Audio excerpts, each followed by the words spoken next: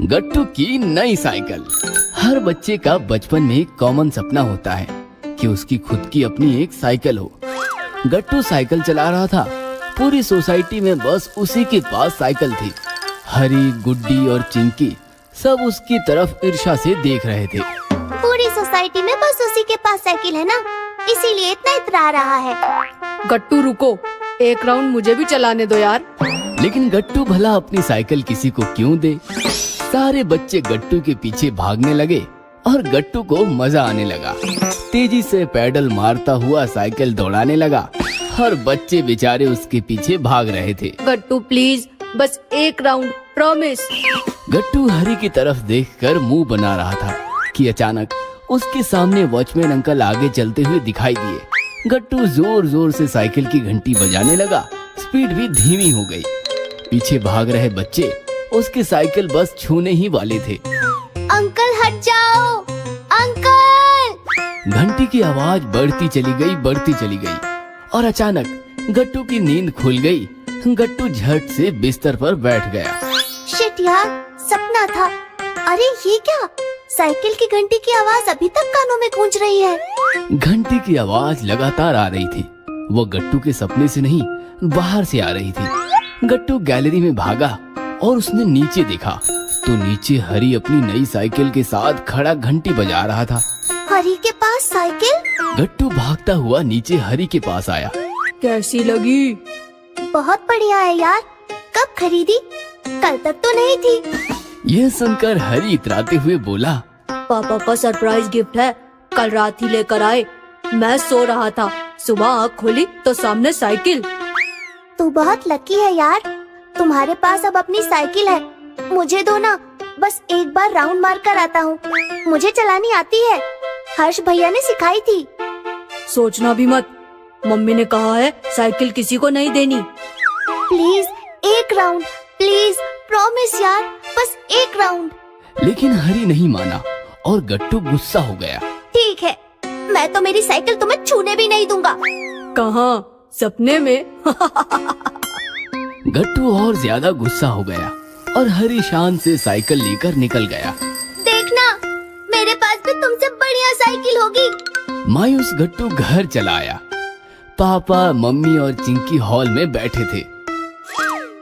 कहाँ चले गए थे? अब फटाफट फ्रेश होकर ब्रेकफास्ट कर लो, हमारा हो गया है। लेकिन गट्टू काफी गुस्से में था। मुझे नहीं करना ब्रेकफास्ट, मैं ना आज कुछ खाऊंगा ना कुछ करूंगा। अरे अचानक क्या हो गया तुम्हें? अब तो हरी के पास भी नई साइकिल आ गई है। उसके पापा ने गिफ्ट की है उसे। अब सोसाइटी में मैं ही अकेला बचा हूँ जिसके पास साइकिल नहीं है। ऐसा कहकर गट्टू रोने लगा। हो गई सुबह सुबह साइकिल की रट शुरू। अब रोना बंद करो। सबके पास है तो तुम्हारे पास भी हो, ये जरूरी है क्या? तुम्हारे पास भी बहुत सारे खिलौने हैं जो किसी के पास नहीं है। जरूरी नहीं है हमारे पास सब कुछ हो। पापा, आपने कहा था ना मैं बड़ा हो जाऊंगा तो आप मुझे साइकिल ला दोगे। बेटा थोड़ा और बड़ा हो जा, फिर ले लेंगे। आप ऐसा ही कहते हो, ऐसा ही चलता रहा तो मैं बड़ा नहीं बुढ़ा हो जाऊंगा। ये सुनकर मम्मी, पापा और चिंकी सब हंसने लगे और गट्टू और ज्यादा गुस्सा होकर कमरे में भाग गया। दिन भर गट्टू अपने कमरे में बैठकर रोता रहा। नहाना, खाना, पीना सब छोड़ दिया था उसने। गट्टू बेटा, दरवाजा खोलो। अच्छे बच्चे जिद नहीं करते। मैं अच्छा बच्चा नहीं हूँ। मैं जब बड़ा हो जाऊंगा ना तब मैं अच्छा बच्चा कहलाऊंगा। ये सुनकर मम्मी भी दुखी हो गई और पापा के पास जाकर बोली, वो तो जिद पकड़ कर बैठा है, दे देते ना उसे साइकिल। सबके पास साइकिल है, बेचारे का भी मन करता होगा साइकिल लेने का। इस पर पापा कुछ कहते, इससे पहले ही चिंकी चीख पड़ी। उसे दोगे तो मुझे भी साइकिल देनी पड़ेगी। लो, अब ये डिमांड मशीन भी शुरू हो गई, अब इसका क्या करे? चिंकी बेटा, तुम अभी साइकिल चलाना कहाँ जानती हो? गट्टू की साइकिल आ जाए तो वो तुम्हें सिखाएगा। जब तुम सीख जाओगी तब तुम्हारे लिए भी हम नई साइकिल ला देंगे, ठीक है? चिंकी मान गई और पापा गट्टू के कमरे में गए। उसे समझा बुझाकर नाश्ता करवाए और दोनों साइकिल लाने मार्केट चले गए। मार्केट में काफी खूबसूरत और चमचमाती साइकिल थी, लेकिन गट्टू को तो हरी से भी बढ़िया साइकिल लेनी थी उसने एक महंगी गियर वाली साइकिल चूज की। गट्टू, ये तो बहुत महंगी है बेटा। तो क्या हुआ पापा, हम साइकिल एक ही बारी तो लेते हैं, बार बार थोड़ी ना लेते हैं। मुझे तो यही साइकिल चाहिए। ठीक है, दे दो भाई ये साइकिल। फिर क्या, गट्टू पापा के साथ साथ साइकिल भी घर पहुंच गई। मम्मी ने साइकिल की पूजा किया और गट्टू साइकिल पर सवार हो गया। गट्टू अब काफी खुश होकर हवा में उड़ रहा था। उसका वो सपना सच हो गया था जो वो रोज सपने में देखता था। गट्टू की साइकिल सबसे अलग, सबसे बेहतर थी। सारे बच्चे गट्टू की तरफ फटी आंखों से देख रहे थे। गट्टू, तुम मेरी साइकिल चला, मैं तुम्हारी साइकिल चलाता हूँ। सोचना भी मत, मैं अपनी साइकिल किसी को नहीं दूंगा। गियर वाली साइकिल है ना, इसलिए इतना इतरा रहा है। जैसे ही ये बात मम्मी को पता चली तो मम्मी बोली, गट्टू, ये गलत है बेटा। कोई हमारे साथ कैसा भी व्यवहार करे, हमें उनके साथ सिर्फ अच्छा व्यवहार करना चाहिए। हमारे पास जो है उसका हमें कभी गर्व नहीं करना चाहिए। हर्ष भैया को ही देखो, वो तुम्हें साइकिल नहीं देते तो तुम साइकिल कैसे सीख पाते? तुम भी हर्ष भैया की तरह बनो। चलो, चिंकी को भी साइकिल सिखाओ। सॉरी मम्मी, फिर कभी ऐसा नहीं करूँगा। चलो चिंकी। फिर क्या, चिंकी साइकिल पर बैठ गई और गट्टू के सहारे वो भी साइकिल सीखते हुए साइकिल का मजा लेने लगी। गट्टू की दादी। गट्टू चिंकी काफी खुश थे और खुश होकर घर में इधर उधर भाग रहे थे, क्योंकि बात ही ऐसी थी। पापा को कॉल आया था कि दादी गांव से उनके पास आने वाली थी। पापा बताओ ना, दादी कब आने वाली है? अरे, उनकी ट्रेन छुट्टी भी नहीं और तुम शुरू हो गए। डोंट वरी, ट्रेन आने से पहले ही मैं स्टेशन पहुंच जाऊंगा, ओके? लेकिन गट्टू चिंकी कहाँ मानने वाले थे। वो तो बेसब्री से दादी का इंतजार कर रहे थे। दादी तो मेरे साथ सोएगी। नहीं, मेरे साथ सोएंगी। ऐसे कैसे? वो सिर्फ मेरी दादी है। ये क्या, तुम्हारे अकेले की थोड़ी है, वो मेरी भी दादी है ना मम्मी? हाँ बाबा, वो तुम्हारी भी दादी है। वो तुम दोनों की दादी है। देखा, वो मेरी भी दादी है। हाँ, लेकिन वो तुमसे भी ज्यादा मेरी दादी है। नहीं, वो तुमसे भी थोड़ी और ज्यादा, बहुत बहुत बहुत ज्यादा मेरी दादी है। और फिर से झगड़ा शुरू। दोनों ने मम्मी की नाक में दम करके रखा था। मम्मी, दादी मेरे साथ सोएंगी ना? नहीं नहीं, बिल्कुल नहीं। वो किसी के साथ नहीं सोएंगी। मैंने उनका कमरा तैयार किया है, वो उनके कमरे में सोएंगी। ये सुनकर गट्टू चिंकी रोने लगी। फिर मम्मी मुस्कुराते हुए बोली, अच्छा बाबा, ठीक है, तुम दोनों अपनी दादी से पूछना, वो बताएंगी कि वो कहाँ सोएंगी। अगर दादी ने कहा कि वो उनके अपने कमरे में सोएंगी, तो दादी ऐसा कहेगी तो हम अपना कमरा छोड़कर उनके कमरे में सोने जाएंगे। दादी दादी दादी, बस दादी की ही रट लगाए बैठे हो सुबह से। गट्टू चिंकी, मैं पहले ही बता दे रही हूँ, दादी को ज्यादा परेशान नहीं करना। वो जितनी कहानियाँ सुनाएंगी उतनी ही सुनना और चुपचाप सो जाना। ऐसे ही बातों बातों में समय बीतता चला गया और दादी के आने का समय हो गया। पापा दादी को लेने स्टेशन निकल गए। जैसे ही पापा गए, गट्टू चिंकी दरवाजे पर खड़े हो गए। बावले हो गए हो तुम दोनों। पापा पार्किंग में भी नहीं पहुँचे और तुमने दरवाजे पर डेरा जमा लिया। आधा घंटा बीत गया और गट्टू चिंकी दरवाजे पर खड़े खड़े बातें करने लगे। बहुत टाइम हो गया, पता नहीं कब आएंगे। तभी अचानक पापा आ गए। पापा काफी हताश और नाराज मालूम हो रहे थे। वो अकेले आए और आकर सोफे पर बैठ गए। पापा के बैठते ही गट्टू चिंकी ने सवालों की बौछार कर दी। पापा, दादी कहाँ है? आप अकेले कैसे? आप तो दादी को साथ लाने वाले थे ना? ये सुनकर पापा नाराजगी में बोले, सॉरी बच्चों, मैंने स्टेशन जाकर दादी को कार में बिठाया और कार घर की तरफ घुमाई। फिर क्या हुआ? हम पहुंचने ही वाले थे कि तभी दादी बोली, गट्टू चिंकी मुझे बहुत सताते हैं, मैं तुम्हारे घर नहीं आऊंगी, निखिल के घर जाऊंगी। ये सुनकर गट्टू चिंकी को बहुत तेज रोना आ रहा था। फिर क्या, मुझे दादी को निखिल अंकल के घर छोड़ना पड़ा।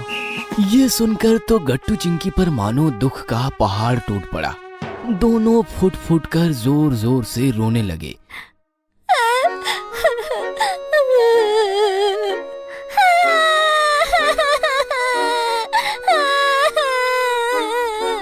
कि तभी अचानक एक आवाज आई। बच्चों, रोते हुए गट्टू चिंकी के कानों पर एक प्यारी सी आवाज पड़ी और उन्होंने झट से दरवाजे की तरफ देखा। दरवाजे पर दादी खड़ी मुस्कुरा रही थी। उनके पीछे काफी सारा सामान लेकर सोसाइटी का वॉचमैन खड़ा था। दादी को देखकर गट्टू चिंकी दादी की तरफ भागे और रोते रोते दादी को बिलक गए। दादी रोती हुए गट्टू चिंकी को चूमने लगी। दादी, क्यों चली गई थी आप निखिल अंकल के घर? हम आपको कभी नहीं सताएंगे, आपसे बात भी नहीं करेंगे, लेकिन प्लीज आप निखिल अंकल के घर जाने की सोचना भी मत। अरे किसने कहा मैं निखिल के घर गई थी? मैं तो बाहर वॉचमैन के साथ खड़ी थी। ये शैतानी तुम्हारे पापा की है। क्यों रे, क्यों सताया तूने मेरे बछड़ों को? सॉरी माँ, सॉरी गट्टू चिंकी, ये आइडिया तुम्हारे मम्मी का था। हम लोग बस तुम्हारे रिएक्शन देखना चाहते थे। सॉरी बच्चों, आ गई है ना दादी, अब रोना बंद करो। मम्मी, हम आपसे कभी बात नहीं करेंगे। कट्टी। उसे छोड़ो, तुम मेरी तरफ देखो। देखो देखो मैं तुम्हारे लिए क्या क्या लाई हूँ। वॉचमैन सामान रख कर चला गया। दादी फ्रेश होकर आई और गट्टू चिंकी के सामने बैठकर एक एक पोटली खोलने लगी। दादी ने गट्टू चिंकी के लिए बहुत से उपहार लाए थे। उसमें गांव के खट्टे मीठे बेर, चटपटी इमली, ढेर सारी देसी घी से बनी मिठाइयाँ और बहुत सारे खिलौने थे। ये कार मैं देवी माँ के मेले में गई थी ना, वहाँ से लाई। और ये गुड़िया तो मैं बनारस से लाई।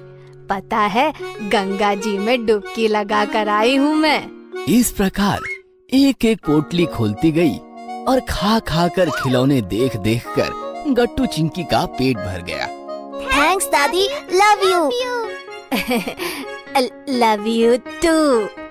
ऐसा कहकर दादी ने दोनों को बाहों में भर लिया। गट्टू चिंकी दादी से बेहद प्यार करते थे और दादी को भी गट्टू चिंकी से बेहद लगाव था। तीनों भी एक दूसरे के बगैर नहीं रह सकते थे। दादी, आप मेरे साथ सोएंगी? नहीं, मेरे साथ। अरे मैं तुम दोनों के साथ सो जाऊंगी। वो कैसे? मैं बीच में सोऊंगी और तुम दोनों मेरी गोद में, ठीक है? रात हुई तो गट्टू चिंकी दादी के गोद में सो गए। दादी, कहानी सुनाओ ना। कौन सी?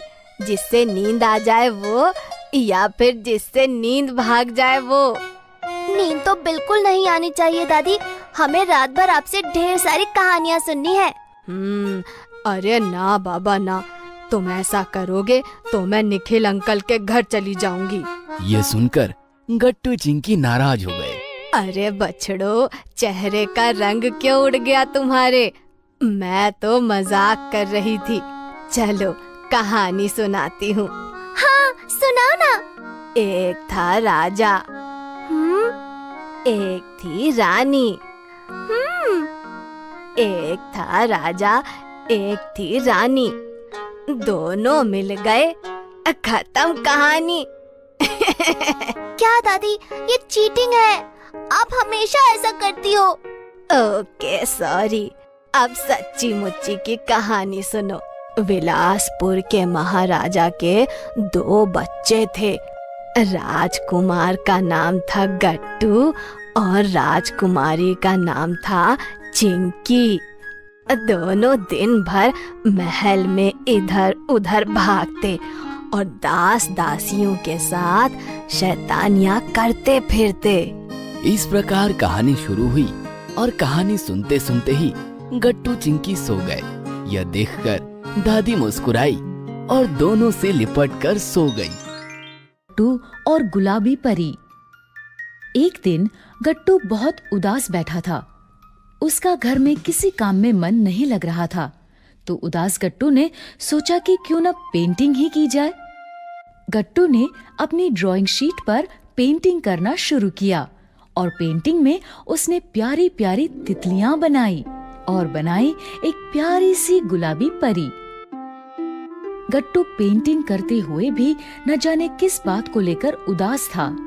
तभी गट्टू की आंख से एक आंसू टपककर उसकी पेंटिंग में बनी हुई परी पर गिर गया आंसू गिरते ही उस पेंटिंग में से खूब सारा गुलाबी धुआं निकला। धुएं को देखकर गट्टू घबरा गया और उसने आंखें बंद कर ली। थोड़ी देर बाद जब गट्टू ने आंखें खोली तो उसने देखा कि उसके सामने एक गुलाबी परी खड़ी है, जो बिल्कुल वैसी ही है जैसी कि उसने पेंटिंग में बनाई थी। गट्टू ने उससे पूछा, तुम कौन हो? मैं मैं हूँ कैंडी, वही गुलाबी परी जो तुमने अभी अभी बनाई थी। गट्टू आंखें फाड़ फाड़ कर अपने पेंटिंग को उस परी से कंपेयर करने की कोशिश करता है। अरे हाँ, तुम तो यही हो, गुलाबी परी। लेकिन तुम यहाँ क्यों आई हो? जो बच्चे उदास होते हैं, मैं उन्हें पिंक कैंडी देने चली आती हूँ। गट्टू के चेहरे पर एकदम से स्माइल आ जाती है। सच? तुम मुझे पिंक कैंडी दोगी? लेकिन उससे पहले तुम्हें मुझे बताना होगा कि तुम इतने उदास क्यों हो। गट्टू का चेहरा फिर उदास हो जाता है और गट्टू कहता है, मम्मी कहती है कि मम्मी इस बार मुझे नानी के घर नहीं ले जाएंगी। क्यों? इस बार मम्मी केवल चिंकी को साथ ले जा रही हैं। और ऐसा क्यों? क्योंकि मम्मी कहती है कि तुम बहुत बिगड़ गए हो गट्टू। ना ही बड़ों की बात मानते हो और ना ही उनका सम्मान करते हो। इस बार मैं तुम्हें नानी के घर नहीं लेकर जाऊंगी। चिंकी, चिंकी, कुछ करो ना, नहीं तो माँ इस बार मुझे नानी के घर नहीं लेकर जाएंगी। फिर मैं नानी के बगीचे के अमरूद और जामुन कैसे खाऊंगा? गट्टू, इस बार माँ तुमसे बहुत नाराज है। लगता है इस बार सच में माँ तुम्हें पापा के पास छोड़ के जाएंगी। रो मत गट्टू। एक काम करो, तुम अपना हॉलिडे होमवर्क पूरा कर लो। हो सकता है माँ खुश होकर तुम्हें अपने साथ ले जाए। और अगर फिर भी नहीं ले गई तो फिर अब कोई चमत्कार ही तुम्हें नानी के घर ले जा सकता है। चिंकी कहती है कि अब कोई चमत्कार ही मुझे नानी के घर ले जा सकता है। चिंकी बिल्कुल ठीक कहती है, तो चलो चमत्कार करते हैं।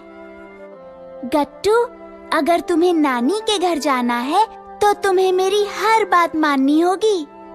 सबसे पहले तुम्हें रोज अपना होमवर्क टाइम से खत्म करके 1 घंटा माँ और दादी के साथ बिताना होगा और पापा की फाइल्स उनकी मेज पर जमानी होगी। ठीक है।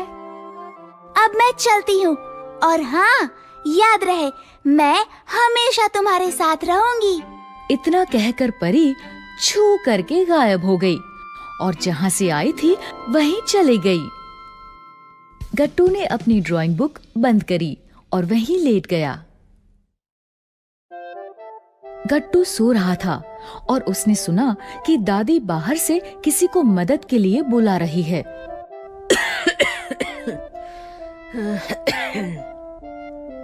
कोई है चिंकी? गट्टू। गट्टू ने दादी की आवाज अनसुनी कर दी और फिर सो गया कि तभी गट्टू को एक और आवाज आई। उठो, उठो गट्टू। गट्टू को समझ नहीं आया कि ये आवाज कहाँ से आई और किसकी है। फिर उसका ध्यान उसकी पॉकेट पर गया। ये क्या? परी गट्टू की पॉकेट में बैठी थी। मैंने कहा था ना कि मैं हमेशा तुम्हारे साथ रहूंगी।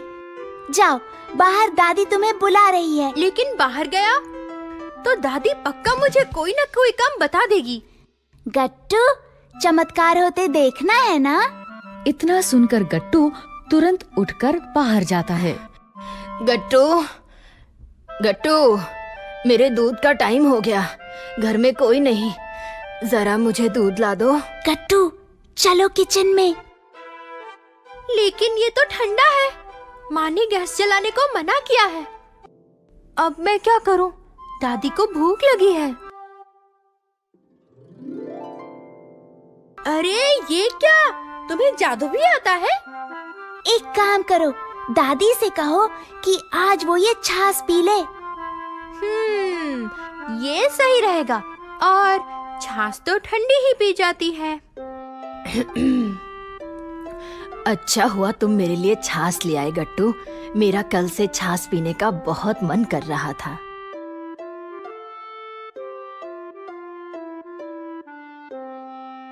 कैंडी, सुनो ना, मैं ये बर्तन साफ कर दूं?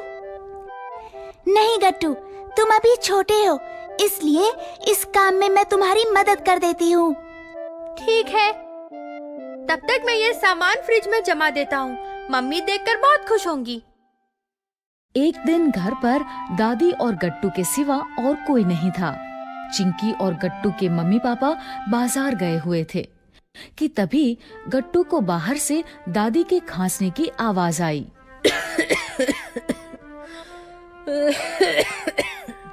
अरे, ये तो दादी के खांसने की आवाज है। मैं ठीक हूँ गट्टू, तुम पढ़ने जाओ। गट्टू घबरा जाता है और परी को आवाज लगाता है। कैंडी, कैंडी, दादी की तबीयत शायद खराब है, मैं क्या करूं? इतना बुलाने के बाद भी परी नहीं आती कैंडी, और जल्दी से भागकर किचन में जाता है और दादी को उनकी दवा लाकर देता है। थोड़ी देर बाद गट्टू के माँ और पापा आते हैं और दादी उन्हें पूरी बात बताती है। आपको ऐसी हालत में छोड़कर हम गट्टू के नानी के घर नहीं जाएंगे माँ। मैं अब बिल्कुल ठीक हूँ, तुम सब जाओ, और हाँ, गट्टू को भी साथ ले जाना, नहीं तो यहाँ बोर हो जाएगा। नहीं दादी, हम आपको इस हालत में छोड़कर कहीं नहीं जाएंगे। इस बार हम गर्मियों की छुट्टियाँ आप ही के साथ मनाएंगे। गट्टू ठीक कह रहा है माँ, छुट्टियों का मजा तो घर पर भी उठाया जा सकता है। गट्टू, हमें तुम पर गर्व है कि तुमने आज अकेले अपनी दादी का ख्याल रखा।